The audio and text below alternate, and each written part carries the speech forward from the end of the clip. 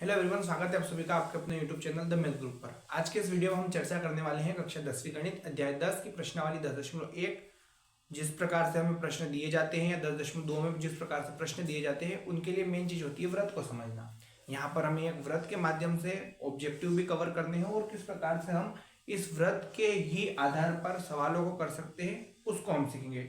तो इस व्रत के बारे में जितनी सारी जानकारी दी गई है वो आज के इस वीडियो में हम कवर करने वाले हैं। तो चलिए करते हैं शुरुआत। यहाँ हमें व्रत दिया गया है।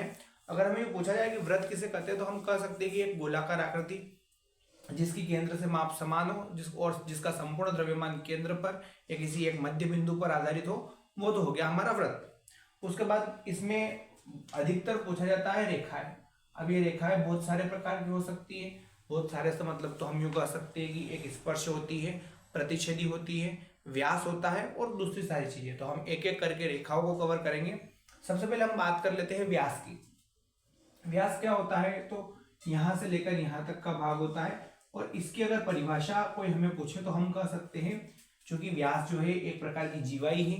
जीवा क्या होती है? किसी वृत्त की परिधि के दोनों बिंदुओं को मिलाने वाली रेखा होती है, किसी वृत्त के दो अंत बिंदुओं को मिलाने वाली रेखा होती है। उसी रेखा को अगर हम सबसे बड़े के रूप में या सबसे बड़ी माप के रूप में आकलन करें तो वो हमारे व्यास होती है। तो इस व्यास के बारे में हम यूं कह सकते हैं कि वृत्त के किन्हीं दो अंतः बिंदुओं को मिलाने वाली सबसे बड़ी जीवा वृत्त का व्यास कहलाती है। हम यहां लिख देंगे वृत्त के किन्हीं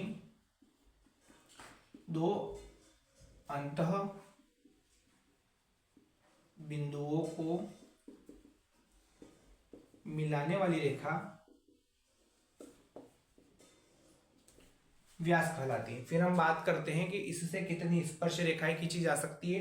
तो हम स्पर्श रेखाओं को अपनी इच्छानुसार कितनी भी खींच सकते हैं। अगर नॉर्मली पूछा जाए और स्पर्श रेखा होती क्या है तो हम कह सकते हैं कि जो उस वृत्त को स्पर्श करके जाए अथवा छू के जाए। तो हम कह सकते हैं जब कभी प्रश्न पूछे दो तरीके से पूछ सकता है। या तो ये पूछ ले स्पर्श रेखा किसे कहते हैं, तो हम कहेंगे कि किसी वृत्त को स्पर्श करके जाने वाली रेखा स्पर्श रेखा कहलाती है।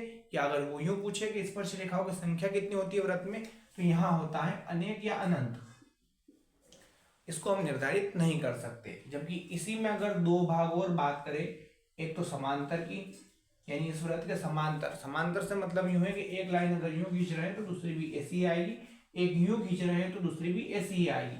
समांतर रेखाएं जब भी पूछी जाएगी तो हमेशा किसी भी वृत्त की समांतर रेखाएं हमेशा दो होती है, चाहे बोले वो इस प्रकार से खींची जाए या हम एक वृत्त बनाकर उसको कुछ इस प्रकार से खींचिए। स्पर्श रेखा की बात हो गई है और स्पर्श रेखा में बात कर रहे हैं तो बहुत सारी बार यूं भी पूछा जाता है कि वृत्त को एक स्पर्श रेखा कितने बिंदुओं पर प्रतिच्छेद करती है।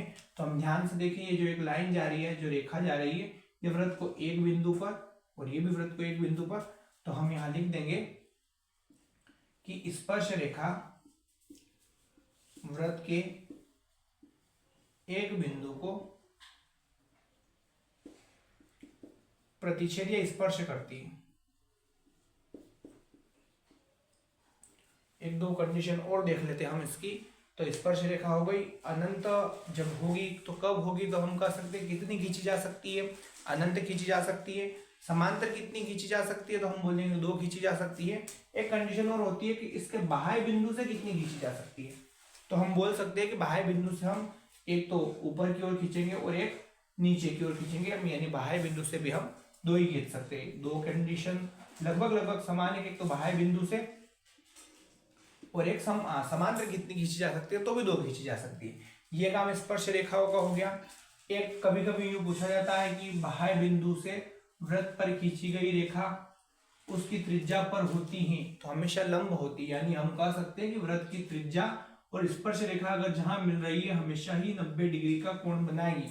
और ये कॉन्सेप्ट हमारा पाइथागोरस प्रमेय के लिए लागू होगा। और 10.2 के सवाल हम आधे सवाल इस प्रकार से करेंगे।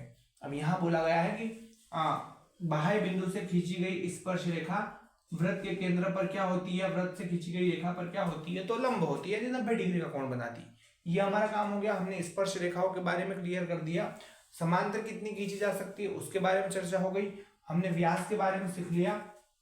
और एक चीज और, जैसा कि हम जानते हैं व्यास कैसे निकल सकता है, तो 2 गुणित त्रिज्या।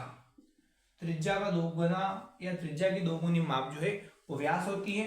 त्रिज्या कैसे निकल सकती है, तो यहाँ त्रिज्या के साथ 2 गुणे में उधर भेज देंगे बट्टे में, यानी त्रिज्या जो है व्यास की आधी होती है और व्यास जो है वो त्रिज्या का 2 गुना होता है। ये एक कंडीशन और इसी में आती है कि वृत्त के केंद्र से, यानी ये वृत्त का केंद्र से जीवा पर डाला गया लंब जीवा को रिक्त स्थान करता है या जीवा पर रिक्त स्थान होता है, तो हम हमेशा यहाँ ध्यान रखें कि वृत्त के केंद्र से जीवा पर डाला गया लंब जीवा को समद्विभाजित करता है। इस प्रकार से भी एक प्रश्न 5वां या 6वां ऐसा करके क्वेश्चन उसको हमें सीखना है, जिसमें 2 सकेंद्रीय वृत्त है। ये पैटर्न वहां लागू होगा कि अगर हम वृत्त के केंद्र से एक रेखा खींच रहे हैं या लंब डाल रहे हैं किसी जीवा पर, तो उस जीवा को बराबर 2 भागों में विभाजित करने का काम करेगी।